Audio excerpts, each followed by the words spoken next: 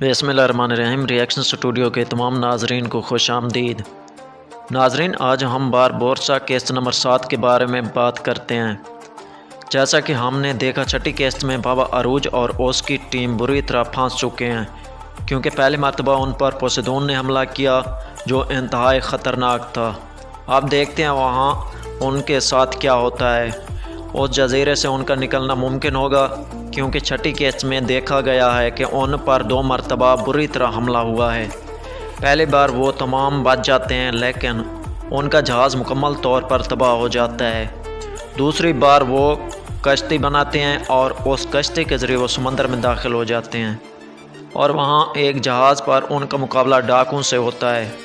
लेकिन वहाँ से बच निकलने के बाद जैसे ही वो जजीरे पर वापस आते हैं, वहाँ आते ही उन पर दोबारा हमला हो जाता है।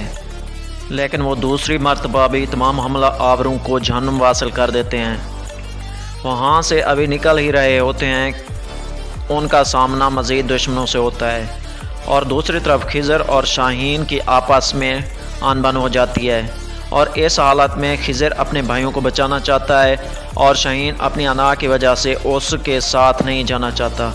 खिज़र और शाहीन एक दूसरे के साथ लड़ने की तैयारी करते हैं और इस दौरान बाबा अरूज और उसके साथी इस वक्त शदीद ख़तरे में होते हैं। लेकिन खिज़र क्या उनको वहाँ से बचा सकेगा? ये वो सवाल हैं जिनका जवाब आपने देना है। उम्मीद यही है खिज़र शाहीन से निपटने के बाद अपने भाइयों को बचा लेगा और इसके बाद वो वापस इस्कंदरिया वापस पहुँच जाएंगे। और इस दौरान खिज़र और उनके भाई आपस में मिलकर उस तमाम वजूहात का पता लगाने की कोशिश करेंगे। सबसे पहले खिज़र इस तरह को ढूंढने की कोशिश करेगा और इसके अलावा अपनी वो किताब हासिल करेगा। और इसके अलावा बाबा अरूज सबसे पहले इस्कंदरिया पहुंचते ही उन तमाम डाकुओं का पता करेंगे जिन्होंने उन पर हमला किया और इसके बाद वो आपस में मिलकर रहेंगे। उम्मीद है तमाम दोस्तों को आज की वीडियो पसंद आई होगी।